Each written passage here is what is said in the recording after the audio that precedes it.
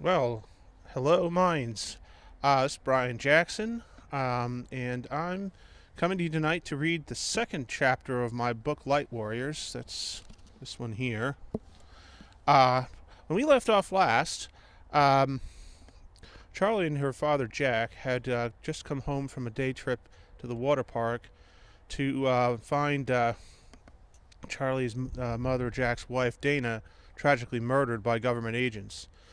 They found themselves quickly having to run and being hunted by these same government agents and have hidden out in a cheap motel room.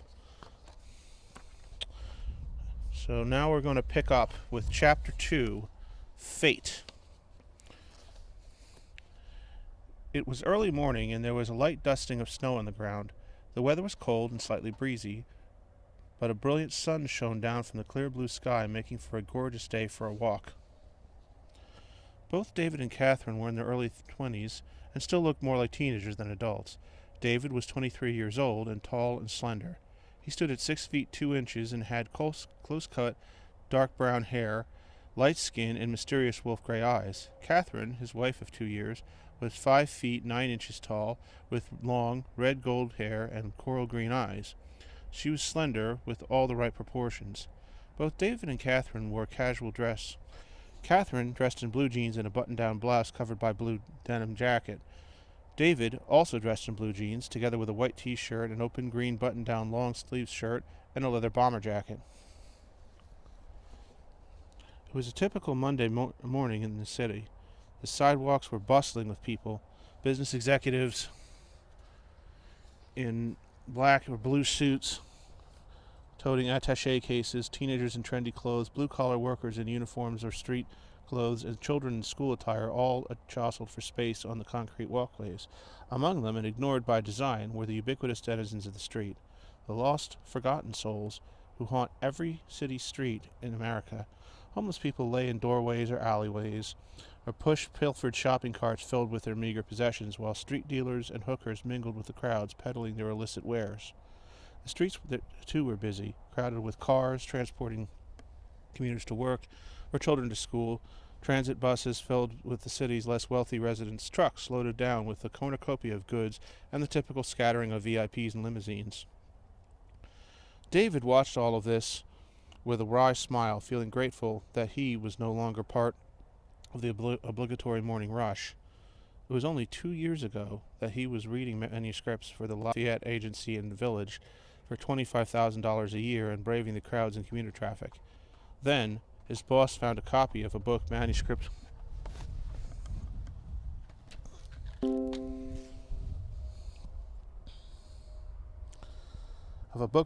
he had written and showed it to the senior literary agent and president of the agency, Ricky Lafayette, and so, in the span of a night, he had a writing career.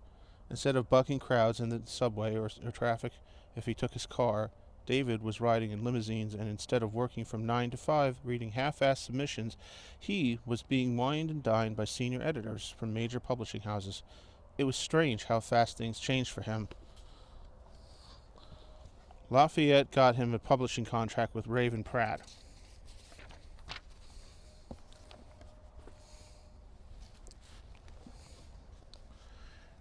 A $100,000 advance on his book titled Shadows. 2 months after the deal was made, David and Catherine moved out of their crackerbox studio apartment in Harlem and into a roomy 2-bedroom townhouse on the Upper East Side. He had to use his entire $100,000 advance as a down payment and still needed to take out a $1.5 million loan to cover the asking price, but it was worth every penny. The apartment in Harlem was little more than a standard-sized hotel room, and it was located in a dangerous neighborhood with poor schools. Both David and Catherine wanted to become parents, but neither wanted to raise children in such a bad neighborhood. Their new townhouse was located in a nice neighborhood with good schools. It was a perfect home for children. They had entered Central Park now. The grass was brown with some tinges of sickly yellow and was covered in white powder. The trees and shrubs were bare skeletons. As they walked, David and Catherine talked of unimportant things. An hour later, they stepped off the path with the intention of fooling around. There was a small break in a stand of trees to their left. Behind it was a narrow, disused path. David and Catherine followed the path to where it abruptly ended in a round clearing. Upon entering the clearing, David spotted a small child cowering under the largest of the surrounding bushes. He nearly took the little girl for a ghost. She was slender to the point of emaciation and dirty. Her face was pale, her hair was tangled and matted, and she was dressed in rags. A long scrape skidded up her right arm. It looked infected. What looked like the remains of a pair of canvas high tops barely covered her feet. She had once been a beautiful child. Now, her long, mousy brown hair was clotted with dirt, and her wide-set blue eyes were red and swollen with dark circles beneath them. She was young, no older than 9, yet her eyes were those of an old woman rather than a child. David approached her with gentle care. "Are you okay, sweetheart?" The little girl cringed and tried to pull herself further under the bush. It was a pathetic sight. David's heart filled with deep compassion. "Oh, sweetheart, you don't have to be afraid. I won't hurt you, I promise." Catherine moved in beside him, offering the girl a friendly smile. "We want to help you, honey." The little girl tensed and started to pull herself into a fetal position, but then stopped and looked up at David with sudden realization in her eyes. "You have it too." Her voice was soft and filled with sorrow. David looked at her with curiosity. "What do you mean, honey? What's wrong?" The girl appeared oblivious. "You have it too." Her voice had become very tired. David was confused. The girl seemed to be delirious. What she said made no sense. "What do I have to?"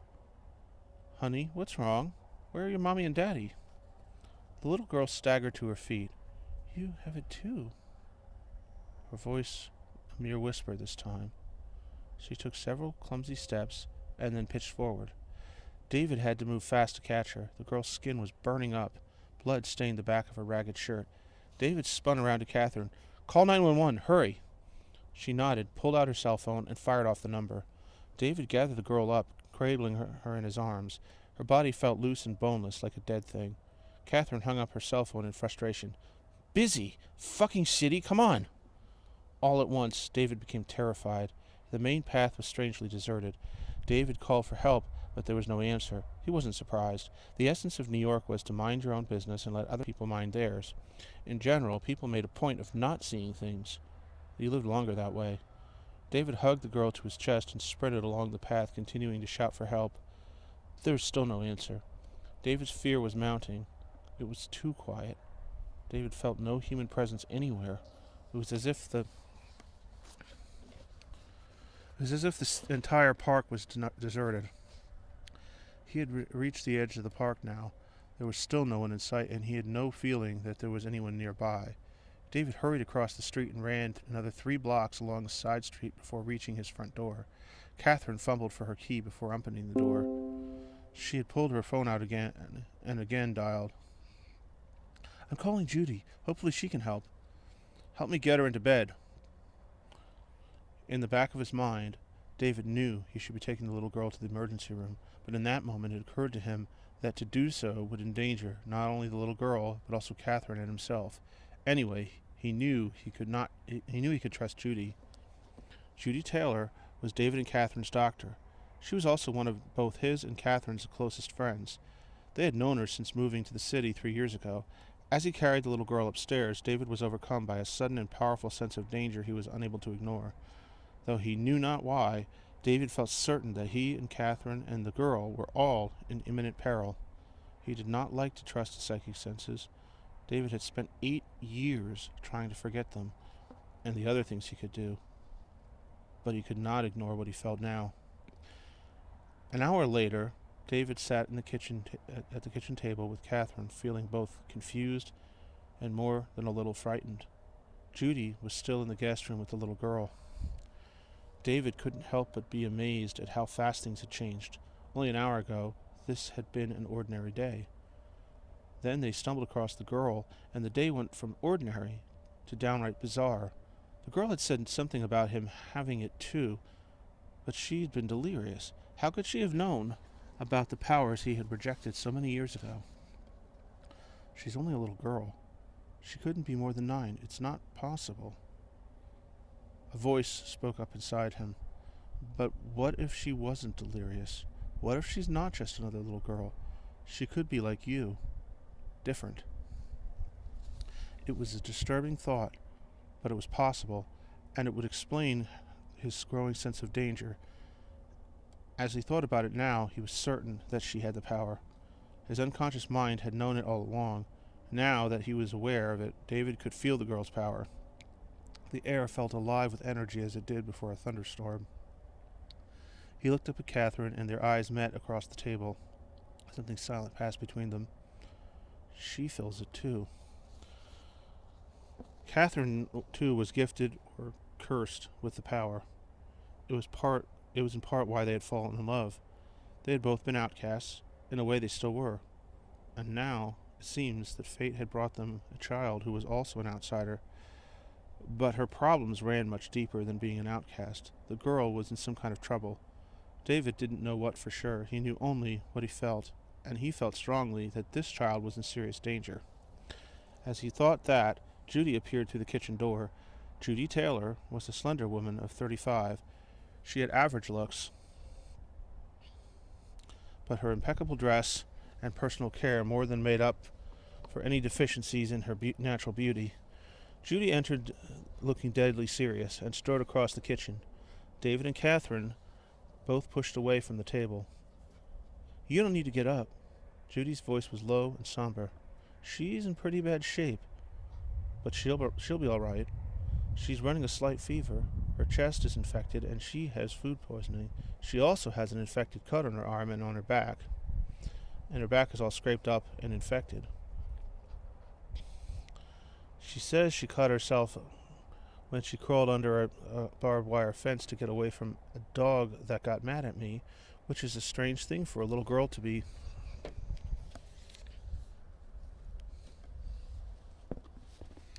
doing. Do you know anything about that?"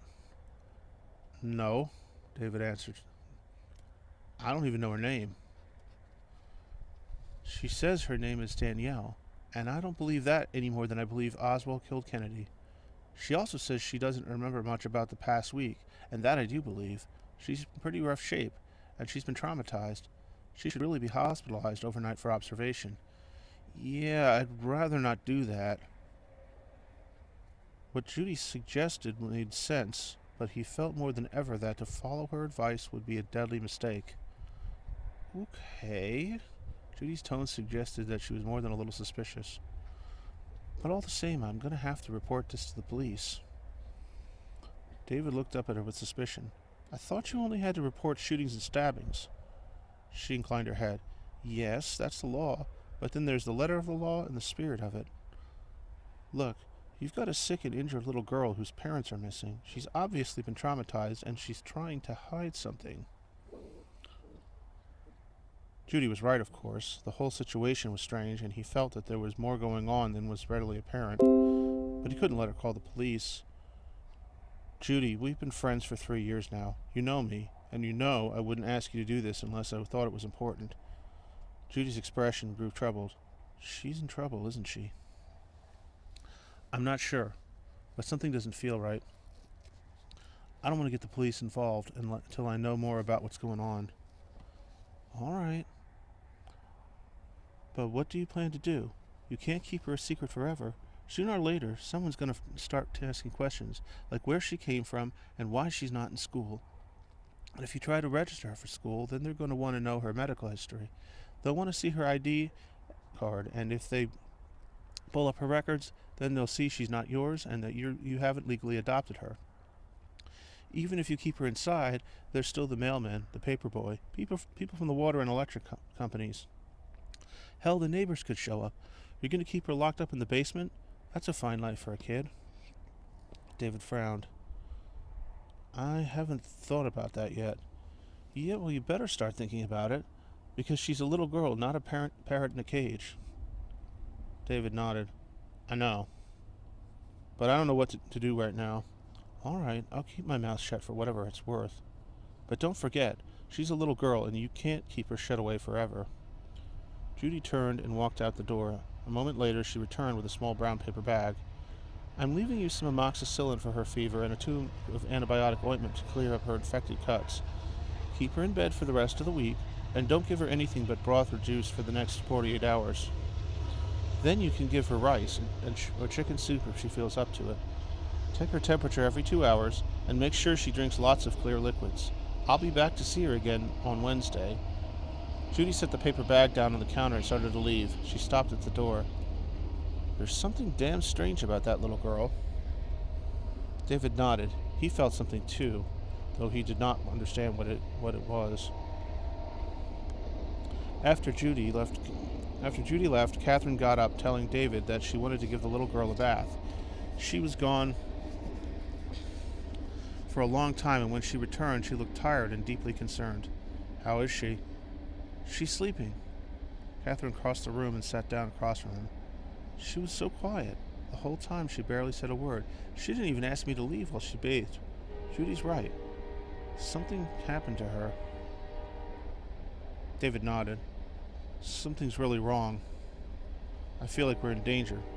All of us. David and Catherine sat at the kitchen table for the rest of that day. They talked some, but for the most part, they sat in silence, each lost in thought. Every hour, one of them would get up to go check on the little girl. She still wasn't talking much, and she wouldn't give her real name. David and Catherine both called her Danielle. Lacking in knowledge of her real name, Danielle was deeply depressed and in shock. When David went upstairs to give her her medicine, he found her lying on her back, staring straight up at the ceiling, face devoid of any emotion and his heart filled with deep concern. After dinner, David and Catherine moved to the living room. They turned on the television, but neither paid it much mind. At some point, David glanced up at Catherine. Her eyelids drooped, and there were dark circles above the tops of her high cheekbones. Go to bed. You look tired. She met his gaze with weariness. I'm all right. Her voice didn't sound so all right. It was heavy with fatigue from too much worry. It's okay, hon. You can go to bed. I'll sit with Danielle. No. That's not fair to you. If you're going to stay up with her, then I will too. David smiled. Thanks, but I think you need sleep more than I do. Truth was, he felt about as tired as Catherine looked, but he thought he could stand a sleepless night better than she could. Catherine yawned again. Okay, in a little while. David nodded. All right. Catherine's expression became troubled. What do you think we should do about Danielle? David shook his head. I don't know. I wish I knew where her parents are. They must be word sick. They're dead. My mommy and daddy are dead. David and Catherine both spun around to see Danielle standing at the bottom of the stairs, looking all the more pallid now that she was clean. Her waist-length hair, which David had first taken for mousy brown, was actually perfect golden blonde, and her skin, which had been pale before, was now ghost white. She stood tall for her age and floated in one of Catherine's old nightgowns. Danielle approached them with careful, deliberate strides. Her wide-set, deep blue eyes glistened with tears. Please help me. I'm lost. I don't have anywhere to go. They want to kill me. They killed my mommy and tried to take me away, and then they caught us and tried to kill me, and they killed Daddy. She dissolved into incoherent sobs. David bent down and held his arms out to her. Oh, come here, Danielle. She ran to him. David clasped her to his chest, his heart filled with compassion so terrible he thought he would tear apart from the inside. He wanted to tell her it would be all right, that everything would be all right, but he could not lie to her, and in truth he did not know. I'm so sorry, Danielle. Whatever happened, you didn't deserve this. David could not read the little girl's mind, but he felt her anguish and fear, and that made his own feelings of sadness for her that much more profound. David wanted to help her, but he knew whatever he did for her, he could never give her her father and mother back. As he held the girl, David felt himself beginning to cry. He did nothing to stop this, though he had not cried in years, not since he was 13 and his first girlfriend had dumped him for Jimmy Christopherson, his worst enemy in junior high. She's not just a little girl, and she's lost both of her parents. Even if she's not in danger, nothing can bring them back. David squeezed her against his chest, his tears wetting Danielle's hair. He knew the pain she was suffering. His own childhood had been traumatic. filled with great emotional pain and fear. His mother rejected him only days after his birth when she realized that he was not normal. From that time on, his father cared for him. It was because of his father that he was not put up for adoption. Looking back, David believed that his mother had loved him at first, but was unable to deal with the reality of what her son was. So she became distant, spending as little time with him as possible. It was his father who was always telling him he was loved. His father made meals for him and comforted him when he had nightmares and read to him and sang him to sleep at night. David's father was always there when he needed him. Still, David missed having a mother, and there was nothing his father could do to remedy that situation. When David was 5, his father was shot and killed. It happened on the way to the playground. A man with a gun suddenly appeared from behind a tree, and without saying a word, shot him in the head, killing him instantly. On that day, everything changed. David's mother became cruel and abusive. She began to drink heavily and abuse heroin. She blamed David for his father's death, and she made this painfully clear while berating or beating him. As time went by, the situation got worse and worse. David had to endure increasingly severe physical and emotional abuse. Some days, his mother would lock him in his room with no food or water. Other times, she would beat him with leather belts or wooden coat hangers, whatever happened to be handy at the time. Once, she locked him out of the house overnight, and another time she forced him to eat garbage. Still, the worst was the emotional abuse. David's mother told him she hated him, that he was a curse, a worthless child, a rotten brat, a freak, and a monster. It was his fault that his father had died, and she wished she'd had an abortion, because then David's father would still be alive. This continued for a year before David was finally taken from his mother after she was arrested for prostitution.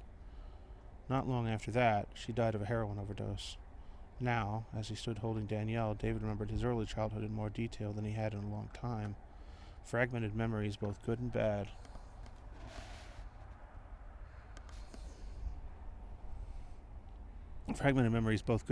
Flashed through his mind as tears streamed down his cheeks in rivers.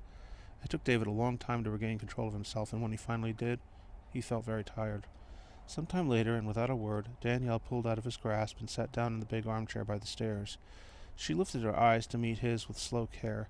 Her expression was unreadable, and her face was very pale. "Please help me. I'm so scared." Her voice was strained, and David feared she would burst into tears all over again. She did not, but her expression suggested that she thought he would say no. David approached her slowly. "I'll help you, Danielle, I promise." Behind him, Catherine added, "We'll take good care of you, sweetheart. You can trust us." Her tear-stained voice suggested that she too had been crying. David knew little about Catherine's childhood other than that her father had also died when she was very young, and that she had endured horrible abuse at the hands of her mother and stepfather. Catherine refused to elaborate, but David suspected that the abuse was at least in part sexual. This suspicion was confirmed the first time he and Catherine made love, and he discovered that she was not intact.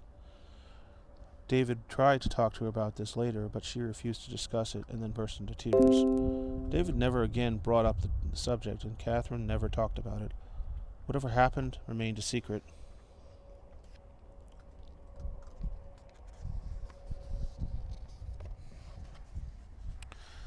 Danielle was studying him with care. "What's your name?" "My name is David McAuliffe." He extended his hand. Danielle looked at it with suspicion for a few seconds before cautiously extending her own hand to shake it. "Hi, I'm Charlie. Charlie McLeod." David shook her hand gently. "It's very nice to meet you, Charlie. Is that short for Charlene?" She gave a tentative nod. He offered her a warm smile. "That's a very pretty name." David half turned and glanced at Catherine. She approached with care. "This is my wife, Catherine." Catherine smiled kindly. "Hi, Charlie." Charlie offered her a shy smile in return. "Hi." Then she turned back to David. She looked tired. Her face was very pale, and there were dark circles under her eyes. David renewed his gentle smile. "Come here, Charlie. I'll take you back to bed." "Okay." She slid out of the chair and allowed him to pick her up and carry her back upstairs. As he carried Charlie up the stairs, David tried to put her mind at ease. "You're safe now, Charlie. We'll take good care of you." She smiled, eyelids heavy with sleep. Thank you, Mr. McAuliffe.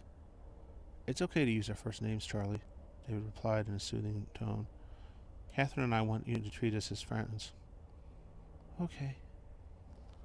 David stayed with Charlie until he was sure she was asleep. Then he tiptoed out of her room, leaving the door a crack open so that he would hear her if she awakened in the night. As he walked down the hallway towards the bedroom he shared with Catherine, David found himself again wondering who this Charlie McLeod was, and what had happened to her. He had not wanted to press her. She was too upset and frightened, but he had many questions. Who was they? And why did they kill her mother and father? And of course the most vexing question of all, why would anyone want to kill a little girl?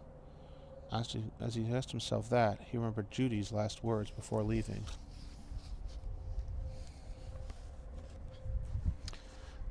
There's something damn strange about that little girl. David nodded without thinking. Yes, there is. He did not understand what it was about her, but he felt some strange force. Energy? He didn't know what. Sure, but there was this sense of power wherever he was near her. The air around her felt alive with energy, like before a lightning storm. The feeling made him uneasy. Not for the first time, David found himself wondering if Charlie was gifted with similar talents to those which cursed Catherine and him. If so, then he pitied her, for her life would only get more difficult as she got older. At some point, she would face the difficult decision of what to do about her power, whether to embrace or reject it. David hoped that she didn't have the power, but he suspected that she did. Her words echoed in his head. You have it too. Yes, I have it too, David thought sadly. I just wish you didn't.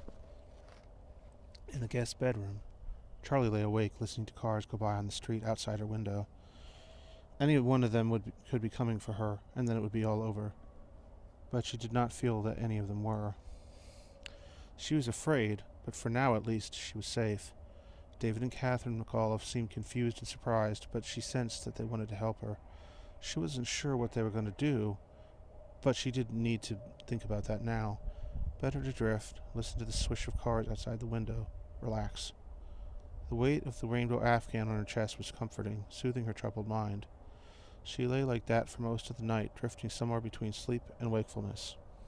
Fragmented images drifted through her mind. She remembered cowering under the bush in the park, praying as hard as she could that she wouldn't be seen. She remembered first seeing David and being paralyzed with fear. Later, Charlie remembered Dr. Taylor. She was very kind and gentle, but Charlie didn't trust her. She asked too many questions, and that made Charlie nervous. Never mind that now. Just rest. Charlie's mind drifted back further. She remembered little of the last 2 weeks between the day her father died and when David and Catherine found her in Central Park. All that remained this time were fragmented images, flashes of memory separated by long blackouts. Dr. Taylor said that it was called amnesia and that it was probably caused by shock. That had upset Charlie because the only thing she knew about amnesia was that people who have it forget their names and families. She didn't want to forget her father and mother. Memories were all she had left of them. If she lost her memories of her parents, then they would truly be gone, and she would be completely alone. Never mind. She still remembered her mother and father as if they had died just yesterday. It was only the last 2 weeks that were lost, or rather, they were badly fragmented with large parts missing.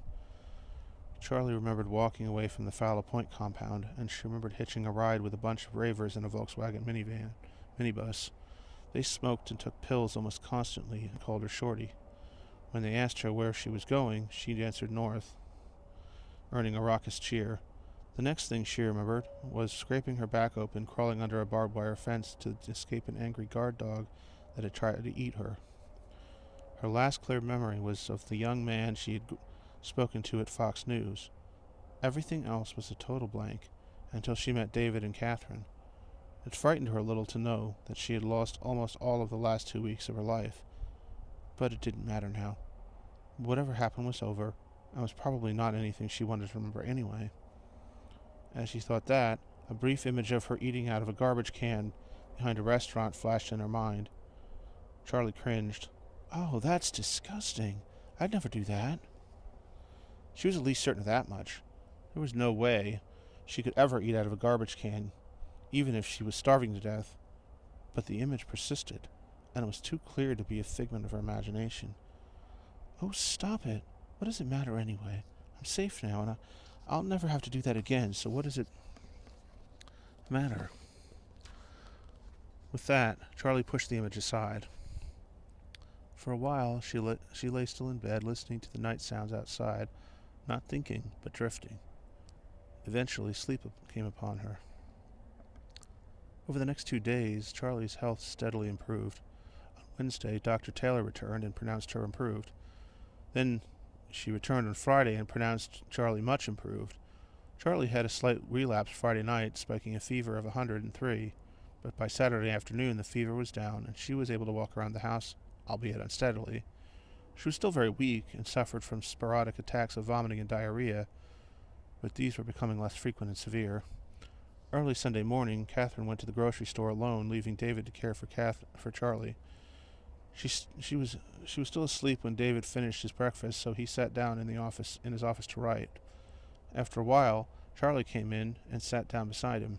She watched him in silence for a time before meeting his gaze with nervous eyes. Do you want to know what happened? David offered her a gentle smile. I figure you'll tell us when you're ready. He did want to know, but he didn't want to push her. Charlie seemed to sense this. She gave a slow nod. I'll tell you. She began with slow reluctance, speaking with careful detail, and was still talking when Catherine returned. 2 hours later, she came in without a word and sat down to listen as Charlie droned on in her young and yet somehow old voice. When she was finally finished, David and Catherine both understood how high the stakes were and how much danger they were all in. David had many questions, but he kept them to himself. Charlie wasn't crying, but she looked exhausted. David took her into his arms and carried her upstairs to bed. He stayed with her until he was sure she was asleep. Then he crept out of the room and went downstairs. He found Catherine sitting at the table, looking very concerned. She had poured herself a cup of tea and was sipping it with deliberate slowness. She didn't look up when he came in. David crossed the kitchen and sat down without a word. He still didn't know what he thought about Charlie's story. It seemed incredible, and yet he felt certain that it was true. And if she told the truth, then they were all in very serious danger. As if hearing his thoughts, Catherine broke her silence. What do you want to do? David sighed. I don't know. I'm still having trouble believing all of this. Catherine looked up at him. You think she's lying? David shook his head. No, that's just it. I know she's not lying. I can feel it. Can't you? Yes. I'm scared, David. He nodded. Me too. He was still having trouble taking it all in. He had sensed that Charlie was in some kind of trouble, but he hadn't thought it was this serious. He had assumed she had run away from abusive parents or a children's home. This was beyond anything he would have guessed possible. I mean, let's be honest about it. As much as we may care about Charlie, she could get us both killed. Catherine's expression of fear deepened, and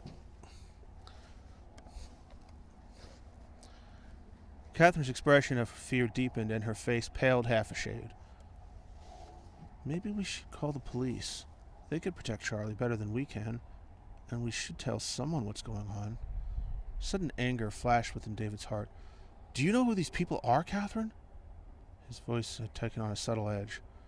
This is the NSA we're talking about, the fucking National Security Agency. If we report this to anyone, then they'll squash any investigation and come and kill Charlie, and probably us too. The only hope we have is if we can keep her a secret. Catherine picked up her cup of tea and took a sip. Then let's go to the Times or CNN or Fox.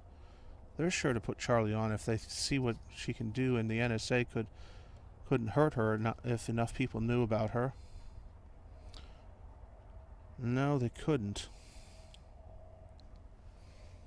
David paused, thinking the idea over in his head.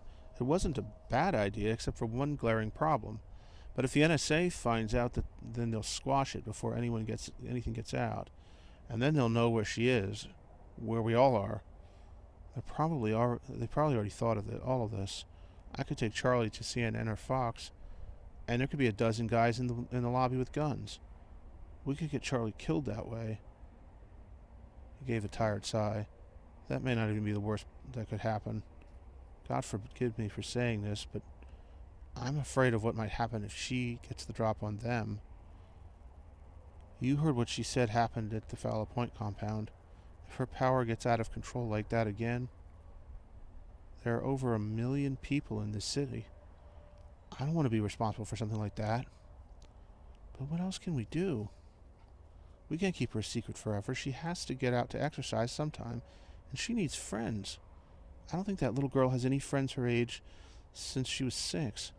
It wouldn't be fair to keep her locked up in here all the time, and anyway, it'll never work. Sooner or later, somebody will come by and see her here. I know, Catherine. But I don't know what else we can do. If we screw with these people, they'll kill us, and Charlie, and maybe our families, too. A brief image of his adopted father flashed in his mind. David hadn't spoken to him for over a year now. I guess you're right, David.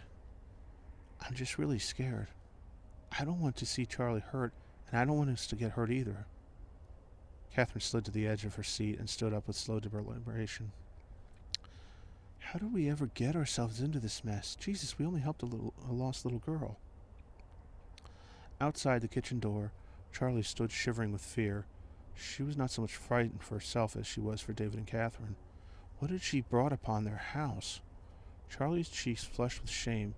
Here she had been so concerned for herself that she hadn't even thought about what kind of danger she was placing David and Catherine in. She could get us both killed. No, please. Like she did her mother. Please don't say that. Like she did her father. Please, I didn't mean to. It wasn't my fault. They came and killed Mommy and Daddy to get to me. She was crying now, softly and hopelessly. Tears spilled down her cheeks to her chin, where they dripped down onto the collar of her nightgown. It's all my fault. If it wasn't for me, Mommy and Daddy would still be alive. They would be happy instead of dead. A sob escaped her throat. And now David and Catherine are going to get killed too, all because of me. To her surprise, the kitchen door opened and David appeared. His expression was tight with fear, and he looked angry. Charlie backed away guiltily, still sobbing. David took a step towards her. Charlie looked up with pleading eyes. Please, I'm sorry. I didn't mean to. I didn't think. I'm so sorry. David took her into his arms.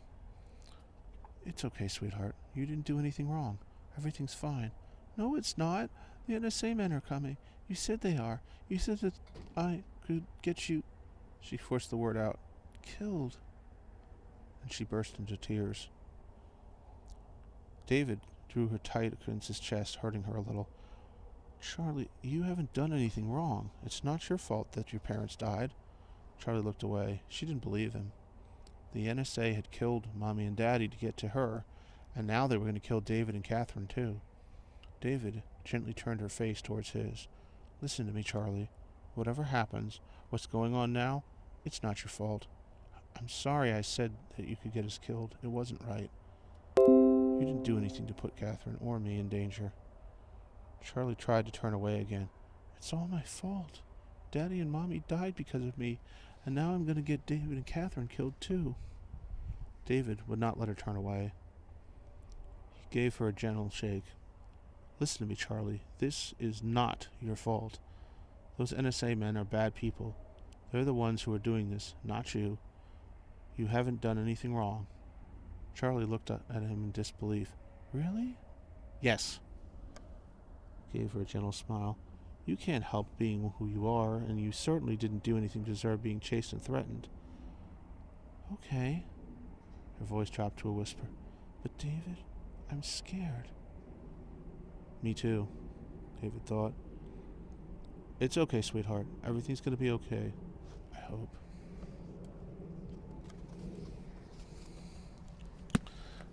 Okay, well, that's the end of Chapter 2.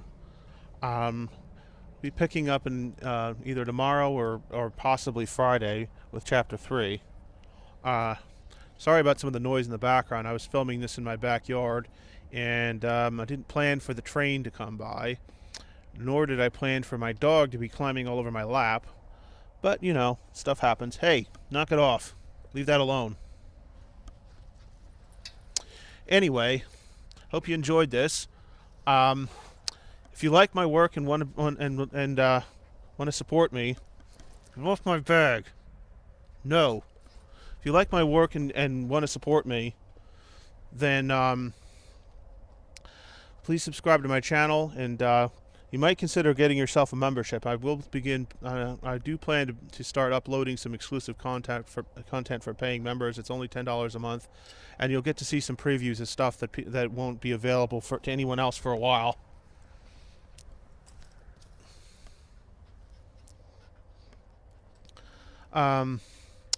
Anyway, if you made it this far, thanks for listening. And again, consider subscribing. There'll be lots more where this came from. Thanks, and have a great night, Mine.